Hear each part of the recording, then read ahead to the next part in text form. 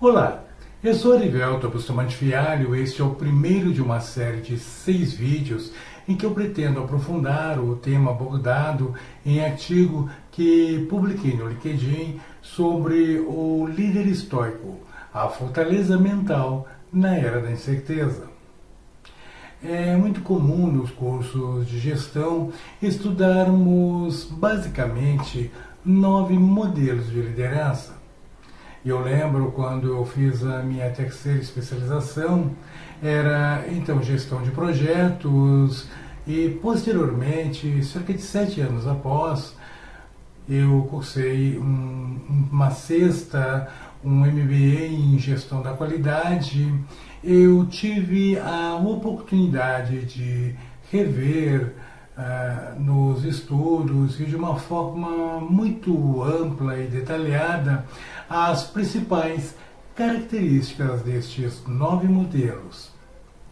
Apenas para relembrá-los, são eles: a liderança democrática, o modelo de gestão autocrático, o modelo estratégico, o transformacional, seguindo do transacional.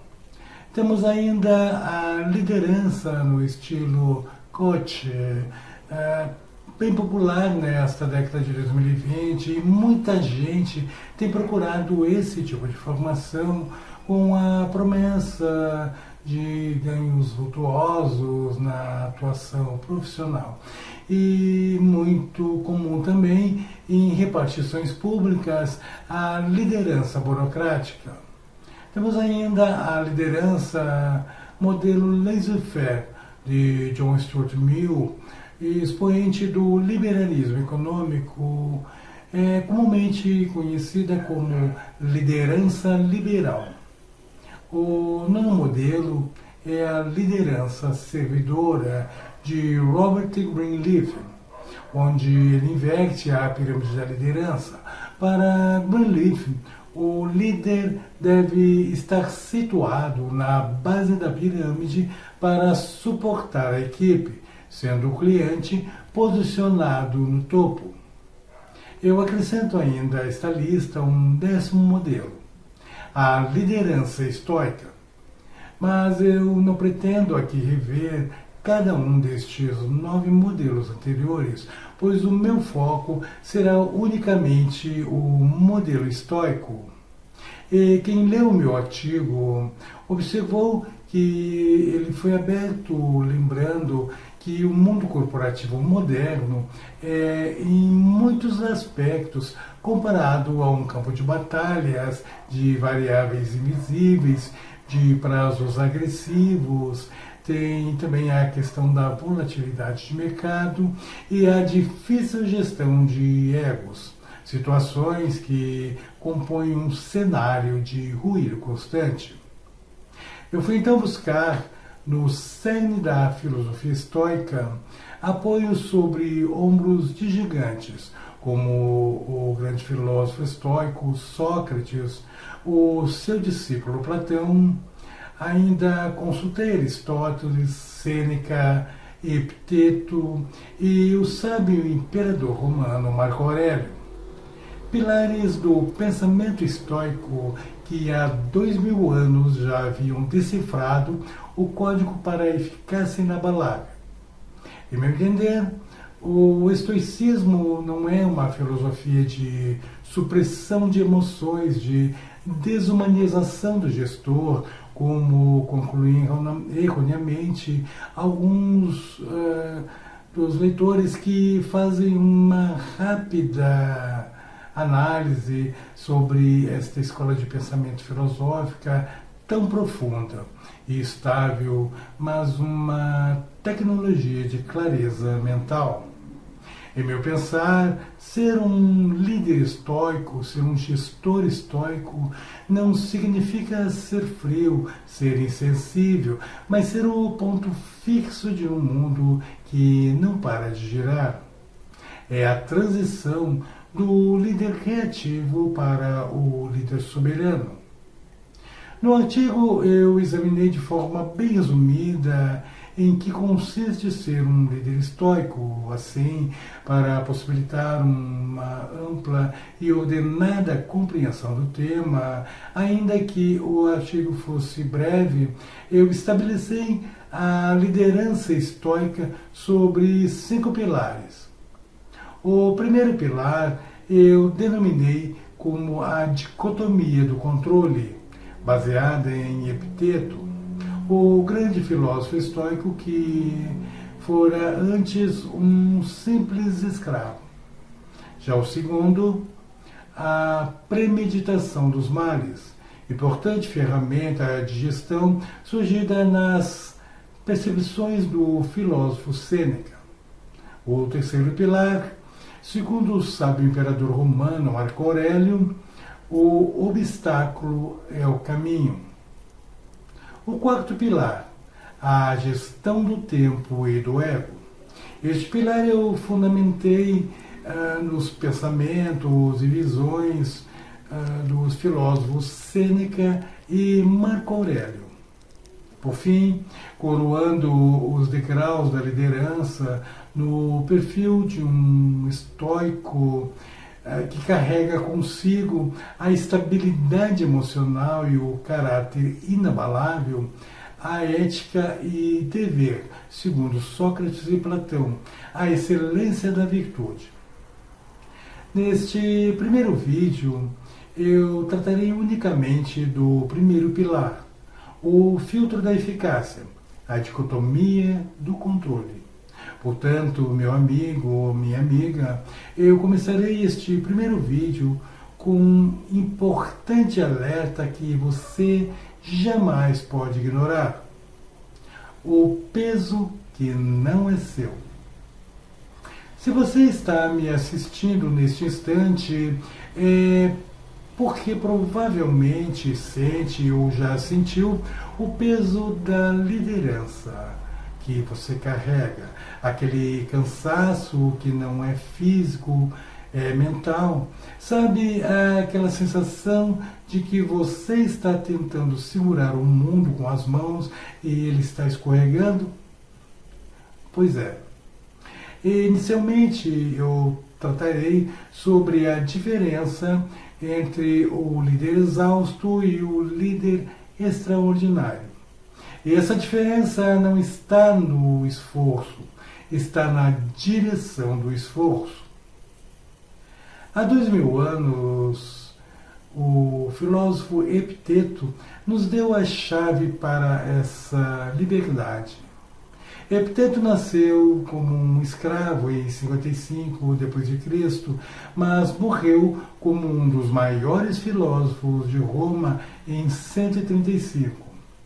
Epiteto dizia algo muito simples: existem coisas que dependem de nós e coisas que não dependem.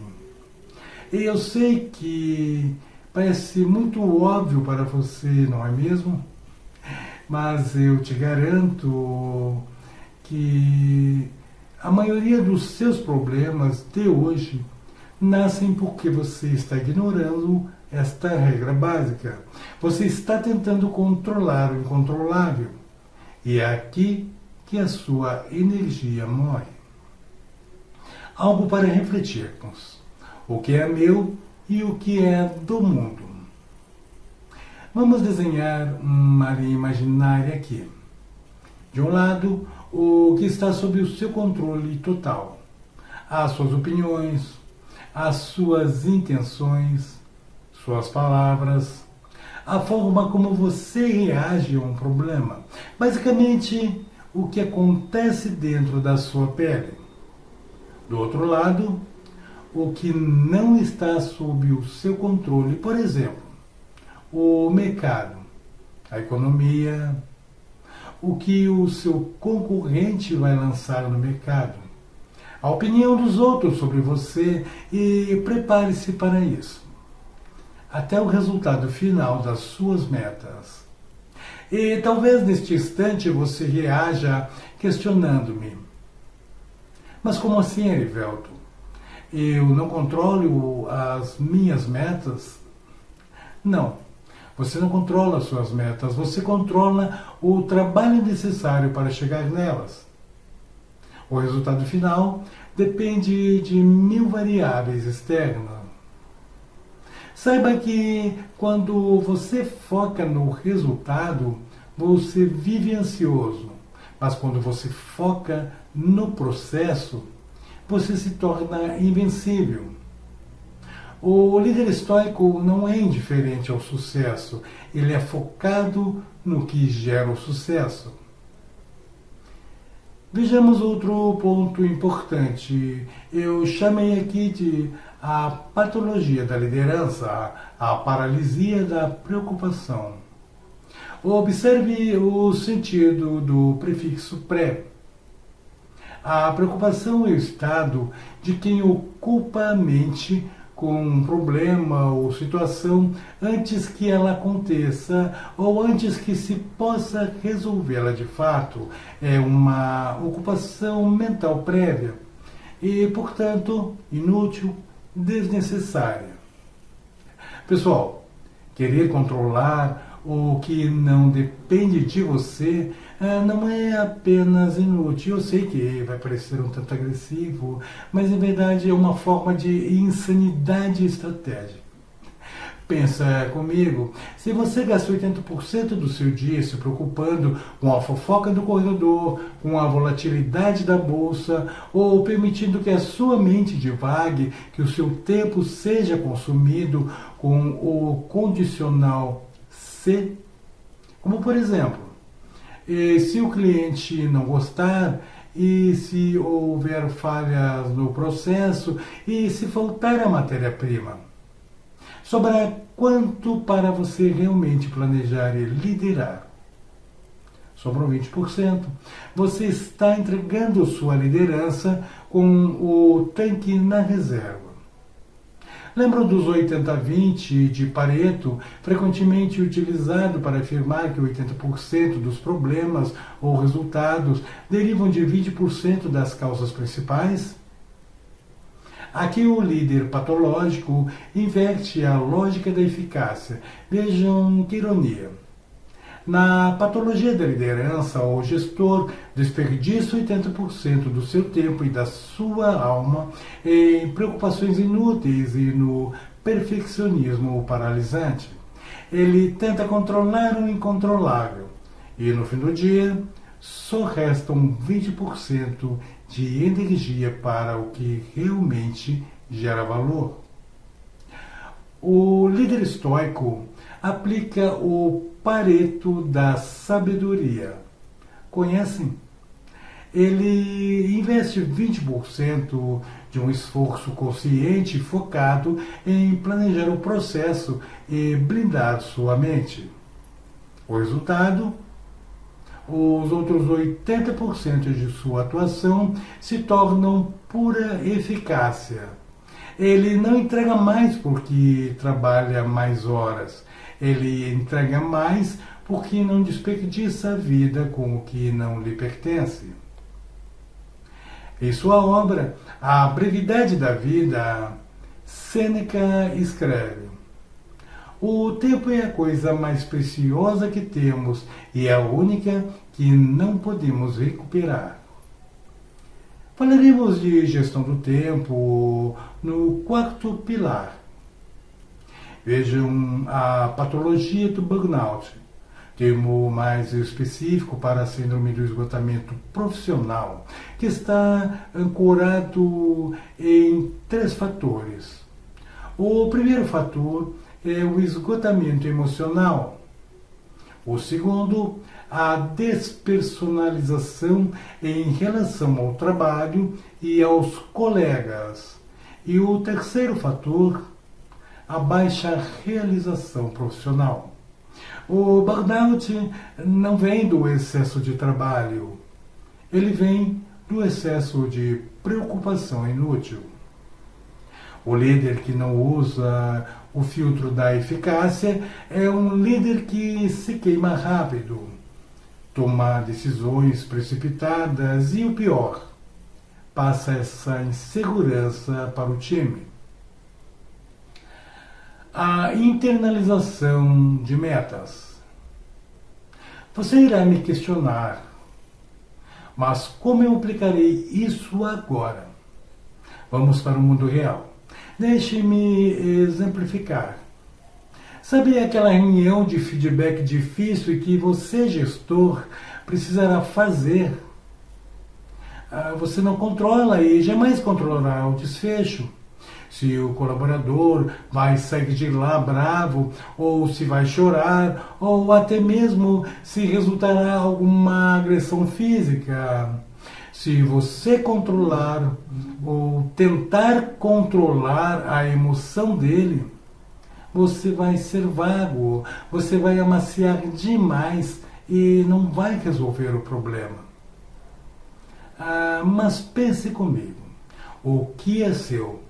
O que realmente é seu? É seu a clareza da mensagem, é seu a empatia no tom de voz, e é seu a justiça dos fatos. E se você fez isso muito bem, a sua missão está cumprida, independente da reação dele. A escada do feedback para o líder estoico é um exercício de justiça e verdade. Diferente da tradicional escada do feedback de 4 degraus, a escada do líder estoico possui apenas 3. Ele não vê o feedback como uma ferramenta de controle ou punição, mas como um ato de serviço para que o outro alcance a sua própria excelência. E por isso, no primeiro degrau, apresenta fatos sem adjetivar o responsável. Por exemplo, ele diz: os dados no relatório que você me passou na terça-feira estavam defasados.